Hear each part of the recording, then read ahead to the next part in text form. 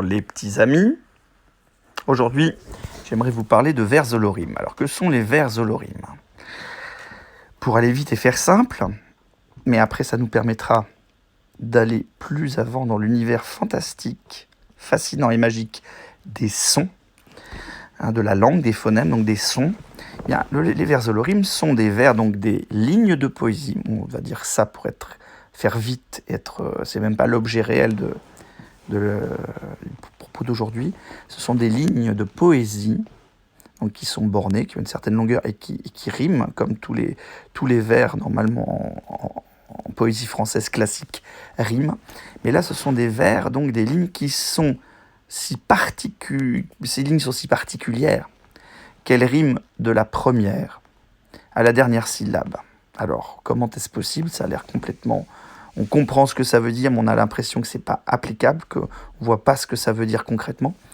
Eh bien, on va prendre tout simplement d'abord un exemple sur un mot, un premier mot, donc assez long, le mot explication. Explication, ça peut par exemple rimer avec bâton, mais ça ne rimera que sur la finale, et assez pauvrement, puisque ce sera uniquement sur on, O-N. Bon, on peut remonter un peu plus haut, juste la lettre d'avant, I, on. Alors, ion, explication peut rimer avec Marion. C'est toujours assez pauvre, ça rime un peu plus, puisque là, il y a deux sons, il y a trois lettres. Explication, Marion, ion. On peut encore remonter, toujours le modèle étant explication.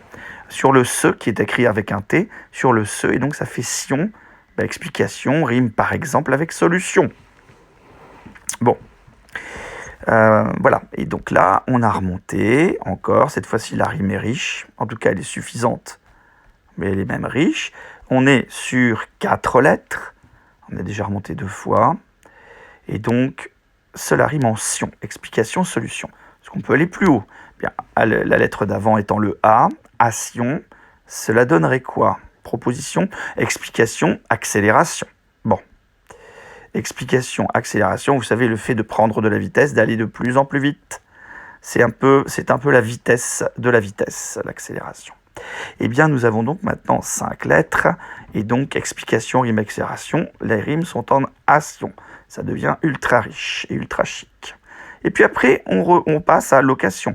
Pourquoi? Parce que cette fois-ci, on va rimer avec en cation, c'est-à-dire avec une lettre de plus. Vous voyez ici, on va remonter je me mets plutôt plus haut parce que c'est beaucoup plus parlant. Cela va rimer donc de ation à cation. On remonte toujours plus. Donc ça fera bien explication et location. Donc tout rime et rime en cation. Enfin, tout rime. Ça rime quand même sur 6 lettres. Et sur 3 syllabes poétiques, cassillon. 2 syllabes ordinaires, cation. Est-ce qu'on peut remonter un peu plus sur le i, cation? Voyons voir. Explication, falsification. Oui, cela rime. Eh bien. Qu'est-ce que la falsification? C'est le fait de faire des faux documents, des faux billets de banque, des faux papiers. On se rend coupable de falsification quand on fabrique quelque chose de faux. Voilà, c'est juste, je vous explique le mot parce que sinon il nous sert juste pour la rime. Et en effet, ça rime loin, en ication. Donc maintenant, est-il possible d'aller jusqu'au L, lication? Explication se rencontre, rime avec publication. Voilà, donc c'est en lication. La publication, c'est le fait de faire sortir, par exemple, un livre, il est publié, etc. Donc c'est la rime en lication. Est-ce qu'on peut encore remonter plus haut à application? C'est-à-dire là, dans explication, remonter jusqu'à application. Oui, explication, application. Et c'est là où on bute sur une sorte d'os, parce qu'une fois qu'on est remonté aussi loin, c'est quand même d'une extrême richesse. Explication, application. Cela rime sur 9 lettres, sur 4 sons poétiques, plication, et 3 sons ordinaires. Plication. Après, pour retrouver quelque chose qui rime en explication, on retrouve explication, mais alors ce n'est plus de la rime, c'est un mot qui est le même, c'est de la reproduction, ça n'a pas d'intérêt.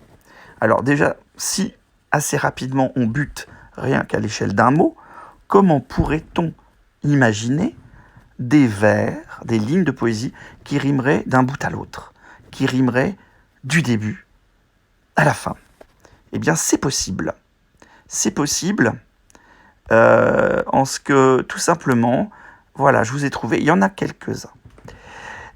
Par exemple, vous avez des vers de Henri Gauthier-Villard, alias Willy. Son pseudonyme, son nom d'écrivain était Willy, et cet Henri Gauthier-Villard, Willy, était l'amoureux, il l'a été un certain temps, de la grande femme de lettres de l'écrivain Colette. Et on est à peu près sûr, parce qu'on a longtemps cherché qui était l'auteur de ce distique, c'est-à-dire distique 2 vers, qui est un distique extrêmement poétique, plein de sens, très très beau, très poétique, et en même temps c'est un tour de force. Alors je vous le lis, et si on le lit comme il le faut, on n'entend plus la différence. Voici ce que ça donne. Vos parents pourront faire arrêt sur image, pause de cette vidéo, zoomer un peu, etc. et reprendre avec vous, mais voici ce que cela donne. Dans ces meubles laqués, rideaux et démoroses, dans ces meubles laqués, rideaux et démoroses. Alors, quand je le dis comme ça, j'ai dit une succession de 12 sons, parce que ce sont des alexandrins, donc 12, on dit même plus des pieds, on dit 12 syllabes, et ce sont les mêmes. Et que faut-il comprendre ? Qu'est-ce que cela veut dire? Comment cela s'écrit? Tout de suite une question de coupure des mots, de segmentation des sons. Sinon, ça rime en effet, ça fait le même bruit du début à la fin. Alors, je vais essayer de lire plus lentement.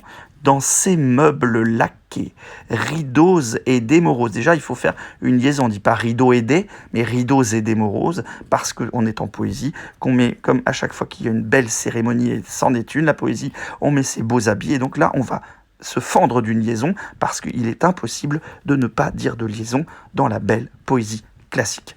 Donc, dans ces meubles laqués, rideaux et des moroses, danse M, bleu laqué, rideaux et des mots roses. Si c'est dit avec énormément de conviction et en prenant le temps de segmenter, évidemment, on peut commencer à comprendre au moins le sens. Ça ne change pas les sons, ça les hache différemment. Alors, pour que vous compreniez, vous les petits amis, je vais le refaire, mais avec des symboles. Dans, la notion de intérieur, entrer, pénétrer, entrer dans. Par exemple, avec ce petit idéogramme, qui représente en effet, avec sa flèche et ce carré à 3 côtés seulement, le 4e étant effacé, l'idée d'entrée et d'intérieur. Dedans. Donc dans, là on est dans, c'est pas la dent du bébé, c'est pas bon, c'est dedans. Donc dans ces meubles, alors c'est ceci, hein, ces meubles-là, donc dans ces,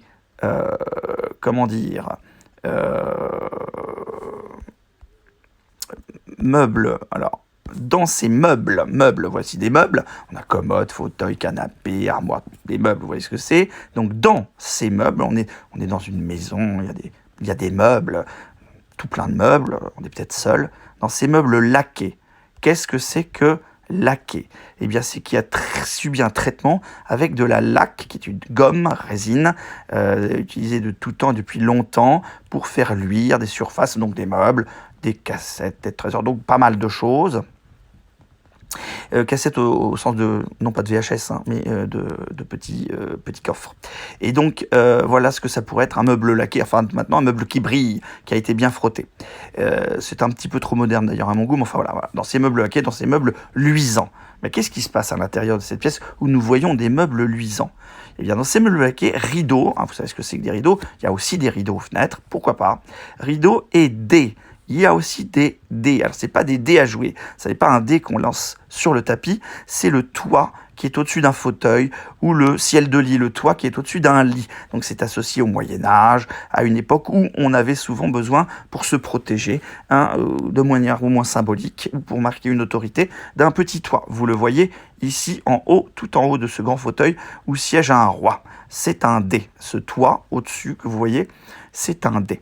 Donc dans ces meubles laqués, on reprend, dans ces meubles tous laqués, hein, bien luisants, dans ces meubles laqués, avec ces rideaux, hein, et ces dés, vous voyez, ici, voici le dé, hein, hop, Je vais très haut et voici le dé.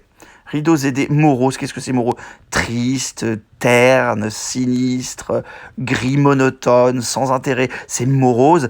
Un personnage peut être morose. Il a vraiment une très mauvaise humeur. Voilà quelqu'un de morose. Il est au bord de la dépression. L'atmosphère est angoissante, hein, et elle est morose. Ces meubles manquent de charme. Ils sont aussi tristes comme le personnage que vous voyez là. Ils sont moroses. Donc, en fait, on est bien d'accord que dans ces meubles laqués, ces rideaux, ces dais moroses.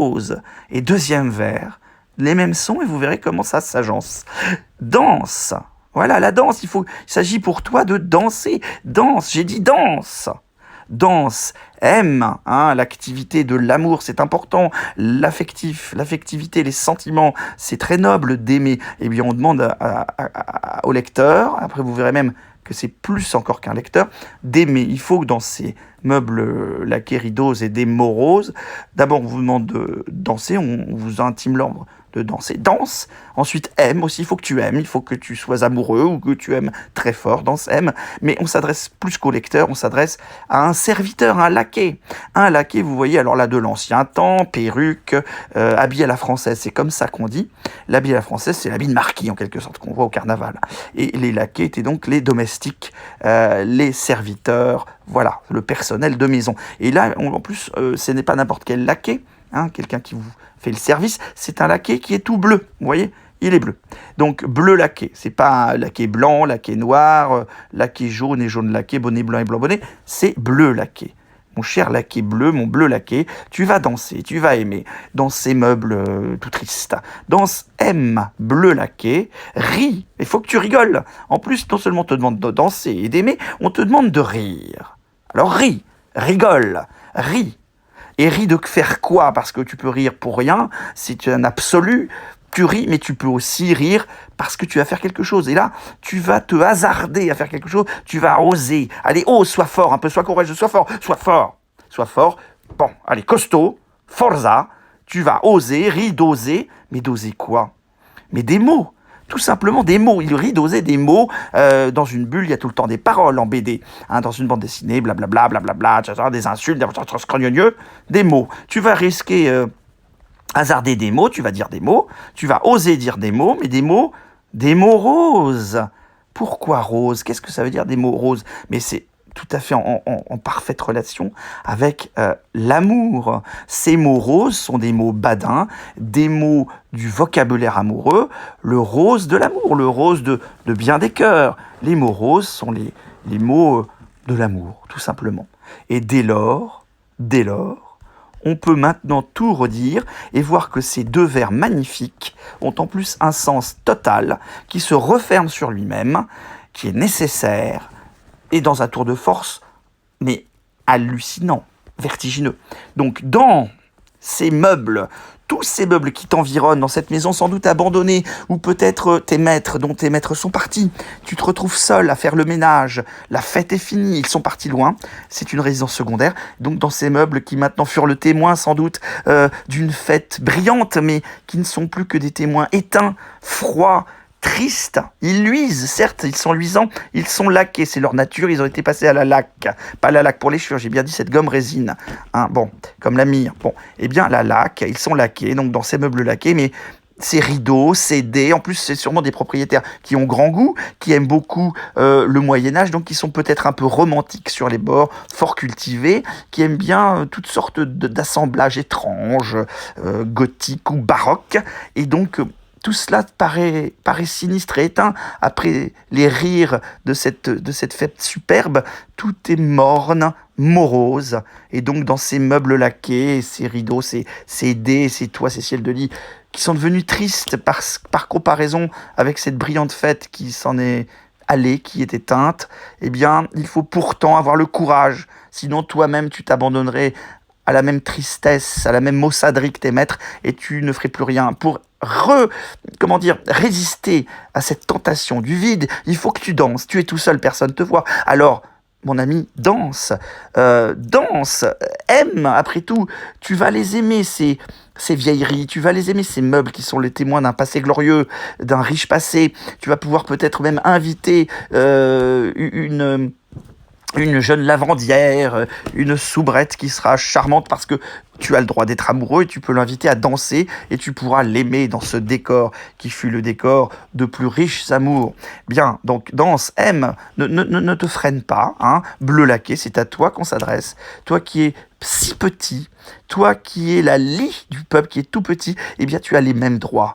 Tu as les mêmes droits que les autres et tu vas danser, tu vas aimer, tu ne vas pas renoncer, tu vas espérer, tu vas faire ton travail correctement parce que tu ne t'arrêteras pas à ces aspects, à ce décor sinistre et froid, cet aspect rébarbatif. C'est ton travail, tu le feras bien et avec amour. L'amour, là, ça veut dire bien des choses. On peut mettre beaucoup de choses derrière ça. Bleu laqué, et ris d'ailleurs, ris, en plus tu finis dans une explosion de joie, tu dois rire, tu dois finalement accepter ton sort, le transcender, être au-dessus, et en être heureux, et en être content, et trouver de la joie et du bonheur à ta vie, un sens à ton existence, et tu dois transcender, tu dois être plus fort que ton destin, tu dois le dominer, et donc tu vas rire, hein, le rire est souvent une façon, un exutoire, une sortie, une porte de sortie, pour dominer le monde, pour lui donner un sens supérieur. Et là, bien sûr, on va directement en philo avec le rire de Bergson. Donc en fait, ça nous permet tout le temps de rayonner dans plein d'autres domaines. Mais voilà, il faut rire d'oser, on est fort, on est brave, on est costaud, allez vas-y. Rire d'oser des mots roses. Donc ces mots de l'amour, finalement, le rire et l'amour, ce sont les seules choses qui rendent notre vie à la fois possible, supportable, vivable, en même temps qui en sont le sel et qui en font tout le sens et tout le prix.